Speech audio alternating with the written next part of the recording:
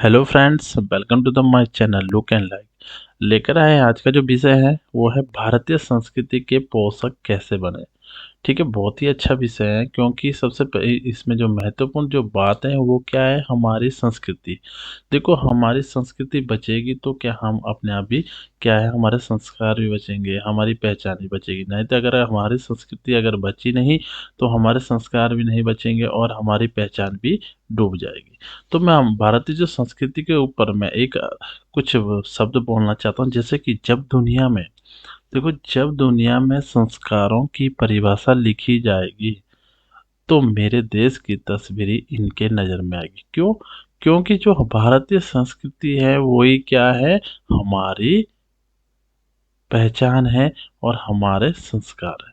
देखो, इसमें एक बहुत ही अच्छा वो शब्द वर्ड बोला गया है, वासुदेव कुटुम्बकम। देखो कितना प्यारा वर्ड है। ये क्या कह रहा है कि धरती ही, जो ये धरती है यही हमारा क्या है, परिवार है।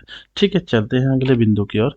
अगला बिंदु क्या कह रहा है कि भारतीय संस्कृति, कुछ मैंने बिंदु लिया है, इसमें बहुत अच्छी चीजें हैं। देखो, सबसे पहला क्या है, सबसे पहला है कि हमारी संस्कृति हमारी पहचान होती है। ये हकीकत बात है। जो जैसी संस्कृति, जैसा हम पहनावा, जैसा खाना या बेस होगा हमारा, वही हमारी क्या होती है, पहचान। और उसी से हमें पता चलता है कि हमारी संस्कृति क्या है। ठीक है। अब दूसरा पॉइंट इसमें कि हमारी संस्कृति सदैव अतिथि देवो भव के लिए जानी जाती है। ये हकीकत है, क्योंकि क्या है, हमारे भारत देश में जब कोई मेहमान आता है तो उसको एक देवता की तरह, एक भगवान की तरह उसका सम्मान करते हैं। तो इसलिए कहा गया कि अतिथि देवो भव हमारी संस्कृति में ये बहुत ही क्या है, जाना जाता है। अब इसका अगला बिंदु है कि अनेकता में एकता। सिर्फ कुछ शब्द नहीं, बल्कि यह एक ऐसी चीज है जो भारत जैसे सांस्कृतिक और विरासत में समृद्ध देश पर पूरी तरह लागू होती है। ठीक है, चलते हैं अगले पेज के। अगले पेज में क्या है कि भारतीय संस्कृति के पोषक मैंने कुछ बिंदु लिए हैं, 7 बिंदु है, इसको मैं आपके सामने रखना चाहता हूँ।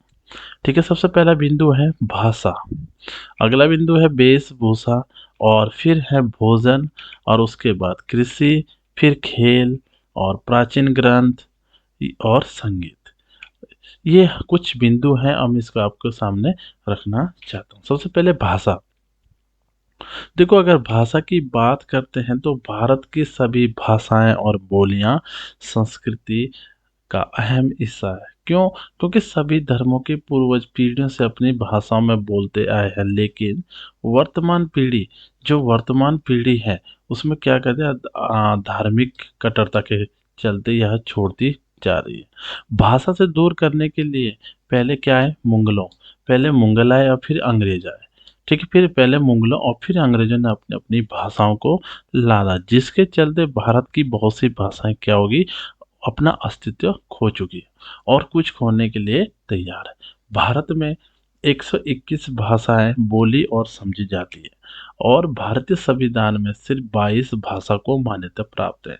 देखो, उसमें से क्या है, हिंदी है, बंगाली है, और असमिया है, बोडो है, डोगरी है, गुजराती, तमिल, तेलुगु, उर्दू, सिंधी, संथाली, संस्कृति, पंजाबी, ओरिया, नेपाली, मराठी, मणिपुरी, मलयालम, मैथिली, कश्मीरी, कन्नड़ा, और कोंकणी। ये जो कितनी है, 22 भाषाएं। इसको क्या है, भारतीय संविधान ने इसको मान्यता प्राप्त की है। अगला बिंदु है हमारा कि हमें अपने संस्कृति को बचाना कैसे है। ठीक है, हमें अपने संस्कृति को कैसे बचाना। देखो, सबसे पहला बिंदु है, बहुत ही अच्छा बिंदु है। देखो क्या है, सबसे पहले खुद बोलो। हमें जब हम जब अपने आप से स्टार्ट करेंगे तभी तो दूसरा भी बोलेगा। और अपने बच्चे, जो हमारे बच्चे, उनको अधिक से अधिक अपनी भाषाओं को सिखाएं। ठीक है, आप जिस भी क्षेत्र में रहते हैं वहाँ की भाषा से प्रेम करें, वहाँ की भाषा को बोलें, उसको स्वीकार करें। वहाँ की भाषा के जो भी मुहावरे, लोकतियाँ या कुछ भी चीज़ हो, उसको जमकर प्रयोग करें। ठीक है, चलते हैं अगले बिंदु की ओर। देखो, अगला बिंदु है कि अखबार, TV, radio, mobile, internet, social media, तमाम संचार माध्यमों की है जिम्मेदारी बनती है कि वे अपनी भाषा का जमकर और शुद्ध रूप में उपयोग करें। आजकल देखा होगा आपने, टीवी हो चाहे अखबार हो, रेडियो, मोबाइल, इंटरनेट, हर इसमें क्या है, ज़्यादातर अंग्रेजी का ही वर्णन ज़्यादा है। इसलिए क्या है, उनको अपनी हिंदी का भी उपयोग करना बहुत अनिवार्य है। चलते हैं तीसरे बिंदु की ओर। बॉलीवुड भारत की भाषा और संस्कृति को तेजी से नष्ट करने में लगा है। ये हकीकत है। देखो, मैं ज़्यादा सपोर्ट करता हूँ साउथ साउथ में ज़्यादा सपोर्ट करता हूँ। क्यों? क्योंकि वहाँ का जो भी आप मूवीज़ हो, वो ज़्यादातर डिपेंड किस पे रहता है, अपने भगवान पे डिपेंड रहता है, अपने धर्म पर, है ना? लेकिन जो भारत की जो बॉलीवुड है उसमें क्या होगा, जो एक्टर होते हैं, वो भी ज़्यादा यूज़ हिंदी के साथ ज़्यादा यूज़ किस चीज़ का करता है, अंग्रेजी का। सबसे ज़्यादा क्या है, मैं इस बॉलीवुड को मानता हूँ जिन्होंने अपनी भारत की संस्कृति जो है, अपनी भाषा है, उसको तेजी से हकीकत में ये है कि नष्ट करती जा रही है। अब चलते हैं बिंदु 4 की ओर। स्कूल और कॉलेज में अब हिंदी को बस प्राथमिक स्तर पर ही पढ़ाया जाता है। हकीकत बात है, स्कूलों में अब हिंदी का कोई नाम निशान नहीं रहा, क्योंकि अधिकतर स्कूल तो क्या हो गए, इंग्लिश मीडियम हो चले हैं। तो हमें क्या करना है कि देखो कुछ लेवल होता है इसका भी, जैसे अभी नई शिक्षा नीति आ रही है तो उसमें बहुत अच्छा लेवल है कि अ, 5th कम से कम 3rd 4th तक बच्चा एक तो हिंदी पढ़ेगा और जो वहाँ पर लोकल लैंग्वेज होगी उसको पढ़ेगा। उसके बाद आगे जो जिस विषय में ज़्यादा उसकी रुचि होगी उसी के ऊपर उसका फोकस करवाना है। तो ये हकीकत भी है और अधिकतर स्कूल इंग्लिश मीडियम हो चला है। अब देखो ज़्यादातर क्या इंग्लिश मीडियम है हो गया, लेकिन ये किसके कारण हुए हैं? अभिभावकों के कारण हुए हैं। क्योंकि अभिभावक की सोच क्या है कि मेरा बच्चा क्या करे, अंग्रेजी बोले, अंग्रेजी में करे बात। लेकिन उसके साथ क्या कर रहा है, वो अपनी संस्कृति को भी नुकसान पहुँचा रहा है। चलते हैं अगले बिंदु 5। तमाम दुकानों के होर्डिंग और लगभग सभी प्रोडक्ट से हिंदी सहित अन्य भारतीय भाषाओं को हटा दिया गया है। पाश्चात्य जैसा अब अंग्रेजी में बड़े-बड़े होर्डिंग लगा जाते हैं। देखो आपने देखा होगा दुकान हो या बाज़ार में हो कहीं भी जो भी होर्डिंग लगे होते हैं सभी अंग्रेजी में लगे होते हैं। तो सभी दुकानदार ने भी क्या करते हैं अपने होर्डिंगों को चेंज कर दिया। प्रोडक्ट में सभी को हिंदी की जगह अब क्या कर दिया, अंग्रेजी कर दिया। इसलिए हमें क्या करना है, जो भी दुकानों में जो भी होर्डिंग लगते हैं उनको हिंदी में बनाएं, अपनी मातृभाषा में बनाएं। ठीक है, तो ये थे भाषा के 5 कुछ बिंदु थे जो हमें इसका उपयोग करना है। चलते हैं अगले बिंदु की, और अगला बिंदु है हमारे पास वेश और भूषा। देखो वेशभूषा की बात करूँ तो पिक्चर में आपको दिख रहा हो कितना अच्छे अच्छे वेशभूषा थे, लेकिन ये सब जो वेशभूषा है आपको कहीं दिखेगा नहीं।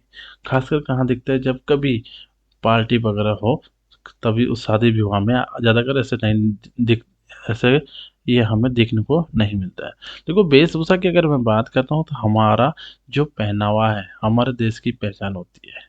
ठीक है, आजकल परंपरागत पोशाक पहनने का प्रचलन सिर्फ शादी विवाह में सिमट कर रह गया है।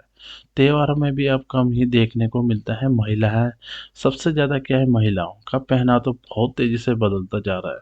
अब विवाहित महिला साड़ी भी बस कम पहनेगी, सिर्फ मौके झोंके पर ही पहनती है। ठीक है, तो हमें इसके कैसे हमें वेशभूषा को बचाना है और इसके हमें पोषक कैसे बनना है।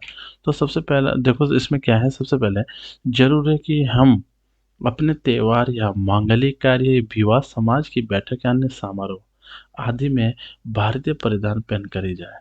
अपने बच्चों के लिए भारतीय परिधान सिलवाएं या बाजार से खरीद कर लाएं। ठीक है, ये चीज़ करना बहुत अनिवार्य है। चाहे कोई सा भी छोटा सा कार्यक्रम हो, हमें अपने जो बेस हैं, जो वहाँ के लोकल बेस है, हमें उसको पहनना चाहिए, उसमें जाना चाहिए, हर इसमें पार्टिसिपेट करना चाहिए। ठीक है, चलते हैं तीसरे बिंदु पर। तीसरा बिंदु है कि भोजन, जो हमारा क्या है, खान पान।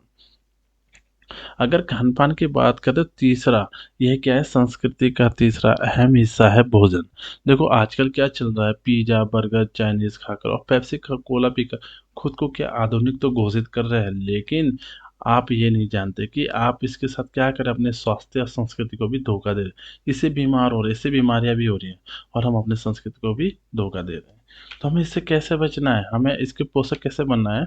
देखो भारतीय व्यंजन कौन से होते हैं, सबसे पहले हमें ये पता होना चाहिए। अगर हमें ये पता नहीं है तो हमें इस संबंध में क्या करना चाहिए।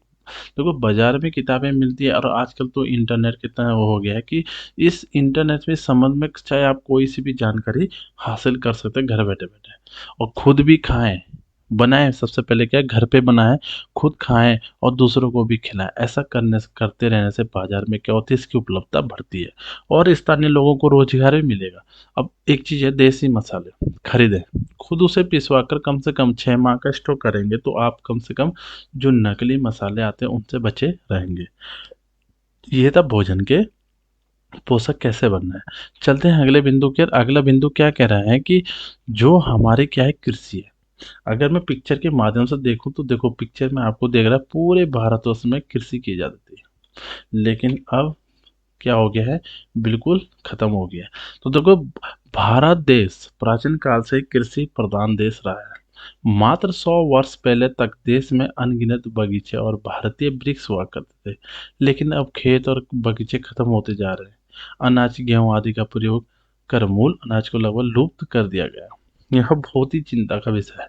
बहुराष्ट्रीय कंपनियां क्या करती है, अपने हिसाब से अनाज फल सब्जियों को उगाएगी और मनचाहे दाम पर बेचेगी। अंत में वो क्या करेगी, सभी भूमि को बंजर करके अपने देश से लौट जाएंगे।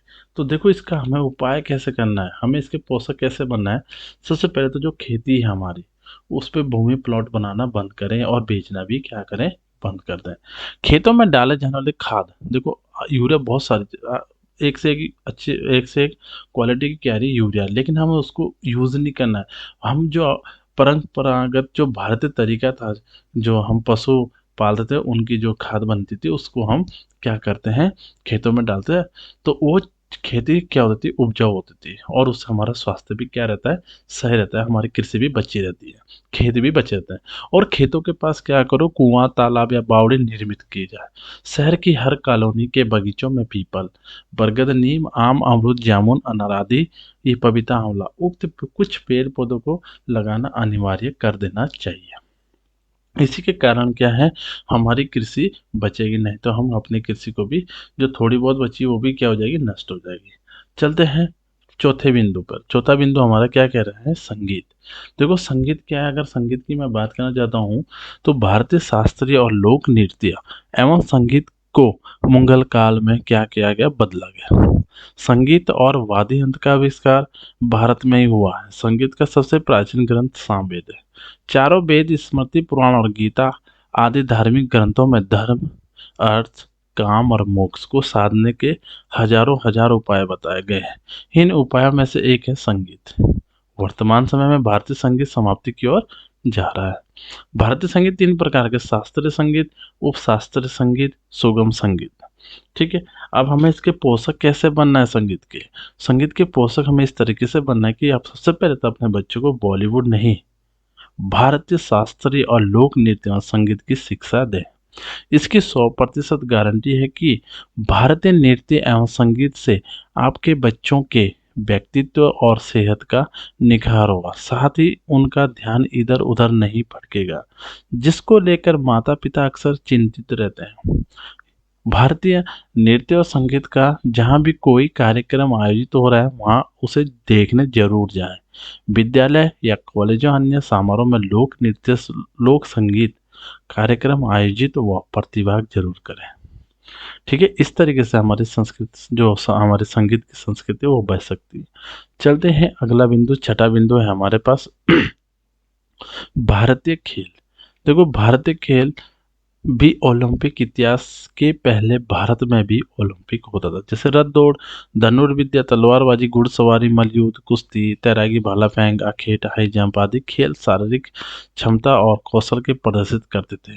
अब बच्चों में जैसे छिपम छिपाई, पिट्ठू, चार भर, गिल्ली डंडा, शेर बकरी, गिल्ली रस्सी कूद, मुर्गी युद्ध, बटेर युद्ध, जिसको शतरंज, सांप सीढ़ी, कबड्डी, पतंगबाजी, खो खो, चौपड़ पासा, फुटबॉल, हॉकी आदि खेलों का, इन सभी खेलों का आविष्कार कहाँ हुआ था, भारत में ही हुआ है। हालांकि वर्तमान में इन सभी का क्या हो गया है, अंग्रेजीकरण कर दिया गया है। अब हमने अपने जो भारतीय खेल है, इनके पोषक कैसे बनना है। देखो भारतीय खेल के पोषक हमें इस तरीके से बनना है कि प्रत्येक खेल किसी न किसी त्योहार से जुड़ा होता है, उससे उस दिन खेलना ही चाहिए। जैसे संक्रांति संक्रांति के दिन गिल्ली डंडा खेलना और पतंग उड़ाने का प्रचलन है। अपने बच्चों को उक्त सभी खेलों के बारे में बताएं और उन्हें उसे कुछ खेलों को खेलने के लिए प्रेरित भी करें। इससे हमारी क्या होगी, जो भारतीय खेल है और हमारी संस्कृति बची रहेगी, जिसके हम पोषक तभी बन सकते हैं। चलते हैं अगले बिंदु, अंतिम बिंदु हमारा है प्राचीन, भारतीय प्राचीन ग्रंथ। देखो, अगर भारतीय प्राचीन ग्रंथ की बात करते हैं, यदि हम धार्मिक ग्रंथों को छोड़ भी दें, तो ऐसी बहुत सी किताबें या ग्रंथ हैं जो भारतीय संस्कृति और सभ्यता के अंग है। दुनिया की प्रथम पुस्तक होने का गौरव प्राप्त है ऋग्वेद को।